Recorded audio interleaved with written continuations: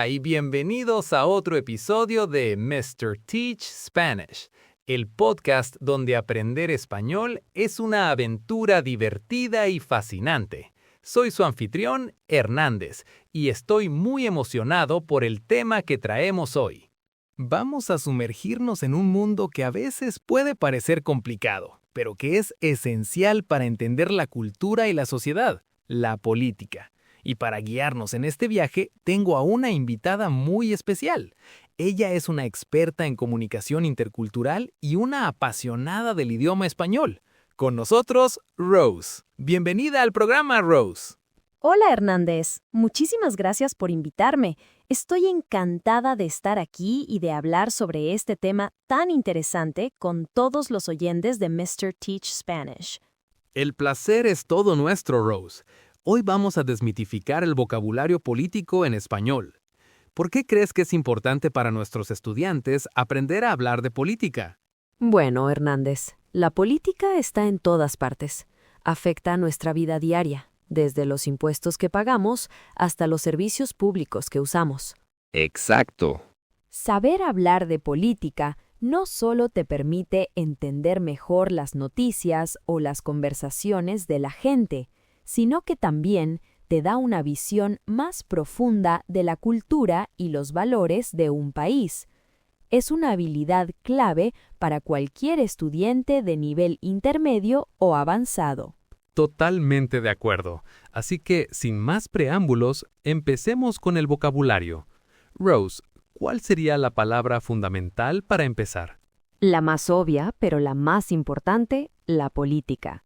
Se refiere tanto al sistema y a las actividades de gobernar un país como a las ideas y opiniones de una persona sobre cómo se debe gobernar. Por ejemplo, no me gusta hablar de política en reuniones familiares. Muy buen ejemplo. Y de la política surge el gobierno, que es la organización que dirige el país. Podríamos decir, el gobierno anunció nuevas medidas económicas. Claro, y quienes viven en un país son los ciudadanos o ciudadanas. Un ciudadano es una persona que tiene los derechos y obligaciones de un Estado. Como en la frase, es un derecho de todo ciudadano votar en las elecciones. Perfecto. Mencionaste dos palabras clave ahí: votar y elecciones. Las elecciones es el proceso en el que los ciudadanos eligen a sus representantes, y la acción es votar. Voy a votar en las próximas elecciones presidenciales. Exacto. Y generalmente votamos por un partido político. Un partido político es un grupo de personas con ideas similares que buscan ganar las elecciones para implementar sus políticas. Mi abuelo siempre ha votado al mismo partido político. Otros términos fundamentales son ley y derechos. Una ley es una regla establecida por el gobierno. Se aprobó una nueva ley sobre el medio ambiente. Y los derechos son las libertades que la ley garantiza a los ciudadanos. La libertad de expresión es un derecho fundamental. ¡Qué importante es eso! Y todo esto se enmarca en un sistema que llamamos democracia, donde el poder reside en el pueblo.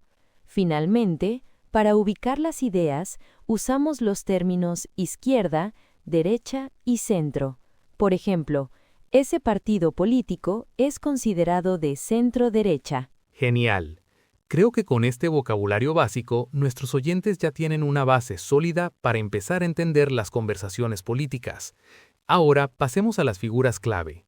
La palabra más reconocida internacionalmente es sin duda presidente. Sí, el presidente o la presidenta es el jefe de Estado o de gobierno en una república. La mayoría de los países de América Latina tienen un sistema presidencialista, como México, Argentina o Colombia. Así es, pero aquí viene algo muy importante para nuestros estudiantes, especialmente los que se centran en el español de España. El sistema político en España es diferente. ¿Nos puedes explicar un poco, Rose? Por supuesto, es una diferencia crucial. España es una monarquía parlamentaria. Esto significa que tienen un rey o una reina, que es el jefe de Estado, pero su papel es principalmente simbólico y ceremonial. El rey Felipe VI, en este caso. Exacto. La persona que realmente tiene el poder ejecutivo y dirige el gobierno no se llama presidente a secas. El término correcto y completo es presidente del gobierno.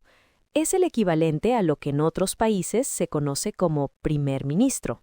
Eso es. Entonces, en España, aunque en las noticias informales puedas oír el presidente, el cargo oficial es presidente del gobierno y no es elegido directamente por el pueblo. Los ciudadanos votan por los miembros del Congreso de los Diputados y luego estos diputados eligen al presidente del gobierno. Es un sistema parlamentario. El poder legislativo, que es el Parlamento, tiene un papel central en la formación del gobierno. Es una distinción muy importante. Así que, para resumir, en la mayoría de Latinoamérica, presidente es el máximo líder.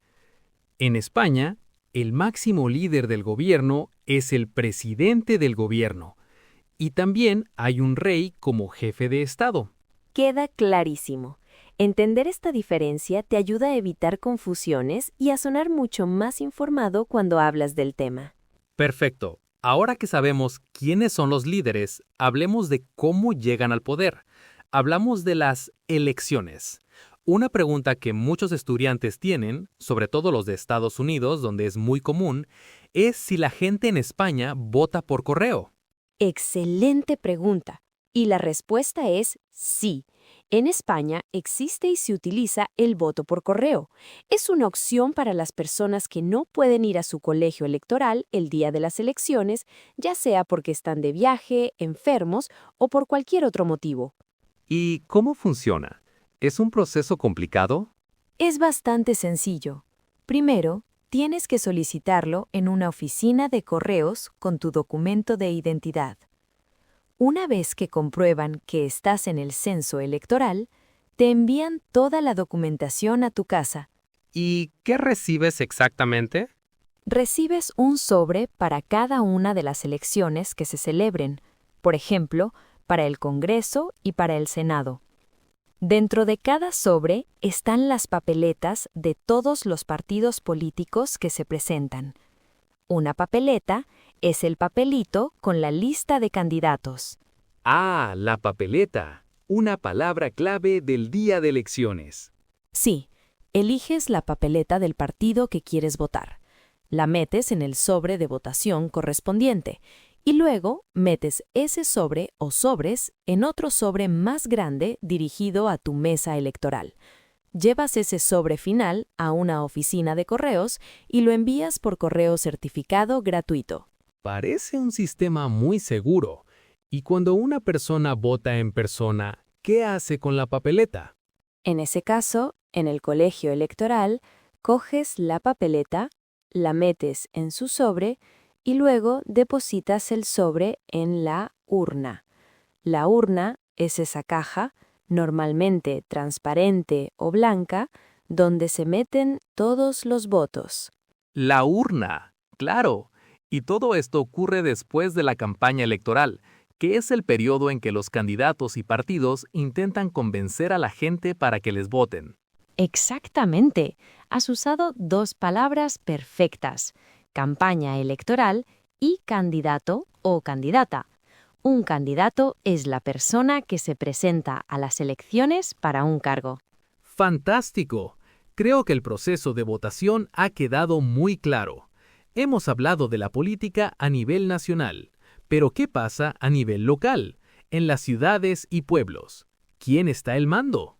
A nivel local, la figura más importante es el alcalde o la alcaldesa. Es la persona que dirige el gobierno de un municipio, ya sea una ciudad grande o un pueblo pequeño. Es el equivalente al mayor en inglés. Alcalde y alcaldesa. ¿Y cuál es su función principal? El alcalde o alcaldesa es responsable de los servicios municipales. Piensa en la recogida de basura, el transporte público local, la policía municipal, el mantenimiento de parques y calles, las bibliotecas públicas. Las cosas que realmente afectan nuestra vida cotidiana en la ciudad. Exacto. Trabajan desde el ayuntamiento, que es el edificio del gobierno municipal, pero la palabra ayuntamiento también se refiere a la propia institución, al conjunto de concejales que gobiernan la ciudad con el alcalde. Ah, eso es interesante. Así que ayuntamiento es tanto el edificio como el City Hall, como la institución, el City Council. Un ejemplo podría ser, el ayuntamiento ha decidido construir un nuevo polideportivo. Perfecto. Y para elegir al alcalde, también hay elecciones, que se llaman elecciones municipales. En ellas, los ciudadanos del municipio votan por los concejales, y luego los concejales elegidos votan para nombrar al alcalde o alcaldesa. Entendido. Así que el alcalde es la máxima autoridad en un pueblo o ciudad y se encarga de que todo funcione correctamente a nivel local. Así es una figura política muy cercana a los ciudadanos. Estoy seguro de que sí. Hagamos un pequeño resumen para todos. Hoy hemos aprendido vocabulario político esencial como gobierno, elecciones, partido político y ley. Hemos aclarado la importante diferencia entre el presidente en una república y el presidente del gobierno en el sistema de monarquía parlamentaria de España, donde también hay un rey. También descubrimos que en España sí se puede votar por correo y aprendimos palabras como papeleta y urna. Y finalmente, bajamos al nivel local para hablar del alcalde o alcaldesa y el ayuntamiento. Rose, esto ha sido increíblemente revelador. Pero antes de que empecemos a despedirnos, me gustaría profundizar en algo que mencionaste de pasada. Izquierda, derecha y centro. Son términos que oímos todos los días, pero a veces sus límites son un poco borrosos, especialmente en diferentes países de habla hispana. ¿Podrías darnos un poco más de detalles sobre lo que implican? El placer ha sido mío, Hernández. Gracias de nuevo por la invitación. Y a todos los oyentes, mucho ánimo con su español. Claro que sí, Hernández. Es una pregunta fundamental. Estos términos nacieron durante la Revolución Francesa, por cómo se sentaban los diferentes grupos en la asamblea. A la derecha se sentaban los que apoyaban al rey y a la tradición, y a la izquierda los que querían un cambio radical, una república. Y esa división básica ha llegado hasta nuestros días. Y así llegamos al final de nuestro episodio. Esperamos que ahora se sientan mucho más seguros para leer, escuchar y hasta participar en conversaciones sobre política en español. Recuerden que la práctica hace al maestro. Interesante.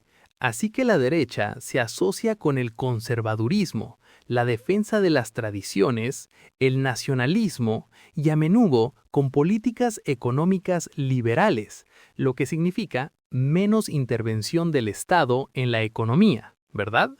Interesante. ¿Y cómo se traduce eso a las políticas concretas que vemos hoy en día? Cuando alguien dice que un partido es de izquierda, ¿qué podemos esperar? Generalmente, cuando hablamos de la derecha, nos referimos a ideas que apoyan el libre mercado, la propiedad privada y un gobierno más pequeño con menos intervención en la economía. Socialmente, suelen ser más conservadores o tradicionalistas. En español, a estas ideas se las llama políticas de derechas. Un ejemplo sería: el partido en el poder implementó políticas de derechas, como la bajada de impuestos a las empresas. Por el contrario, la izquierda se asocia con ideas de progreso, cambio social y mayor igualdad. Económicamente, suelen favorecer una mayor intervención del Estado para redistribuir la riqueza y garantizar servicios públicos universales como la sanidad o la educación. A esto se le llama políticas de izquierdas. Por ejemplo, el nuevo gobierno es de izquierdas y ha prometido subir el salario mínimo. Y luego está el centro, que intenta ser un punto medio. Los partidos de centro o centro-derecha o centro-izquierda buscan combinar políticas de ambos lados. Por ejemplo, apoyando el libre mercado, pero con una fuerte red de seguridad social. Se les considera más moderados o pragmáticos. Entendido. Izquierda, derecha y centro. Pero a veces oímos hablar de extrema izquierda o extrema derecha. ¿Son simplemente versiones más intensas? Y luego está el centro, que intenta ser un punto medio. Los partidos de centro o centro-derecha o centro-izquierda buscan combinar políticas de ambos lados. Por ejemplo, apoyando el libre mercado, pero con una fuerte red de seguridad social. Se les considera más moderados o pragmáticos. Exactamente. Y luego tenemos el centro, que intenta ser un punto medio. Los partidos de centro o centro-derecha y centro-izquierda buscan combinar políticas de ambos lados. Por ejemplo, pueden apoyar el libre mercado, pero con una fuerte red de seguridad social. Se les considera más moderados y pragmáticos. Una frase útil. En las últimas elecciones, los partidos de centro han ganado mucho apoyo. Sí, son ideologías que llevan las ideas de la izquierda o la derecha a sus extremos. La extrema derecha suele asociarse con un nacionalismo muy fuerte, autoritarismo y, a menudo, políticas anti-inmigración. A veces se usa la palabra ultraderecha. Por otro lado, la extrema izquierda busca una ruptura total con el sistema capitalista, a veces proponiendo sistemas comunistas o anarquistas. A ellos se les puede llamar ultraizquierda. Son términos con mucha carga histórica. Exactamente. Y creo que es importante mencionar el populismo, un término que se ha vuelto muy común. No es una ideología como la izquierda o la derecha, sino un estilo de hacer política. Un líder populista apela directamente al pueblo, a menudo presentándose como la única persona que puede resolver sus problemas, en contra de una élite corrupta. Se puede encontrar populismo tanto en la derecha como en la izquierda. Me parece una idea excelente, Hernández. Es fundamental para nuestros oyentes entender que el español une a muchísimos países, pero sus realidades políticas pueden ser muy diferentes. Y comparar España con México es un ejercicio perfecto, porque ambos son muy influyentes en el mundo hispanohablante. ¿Por dónde empezamos? Esto ha sido increíblemente revelador, Rose. Hemos cubierto una cantidad de información impresionante, desde el vocabulario más básico hasta las complejidades de los sistemas políticos de España y México. Creo que nuestros oyentes ahora tienen una base muy sólida.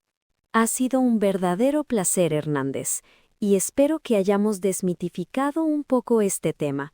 La política puede parecer intimidante, pero con el vocabulario correcto es mucho más accesible, y entenderla es entender a la gente y su cultura.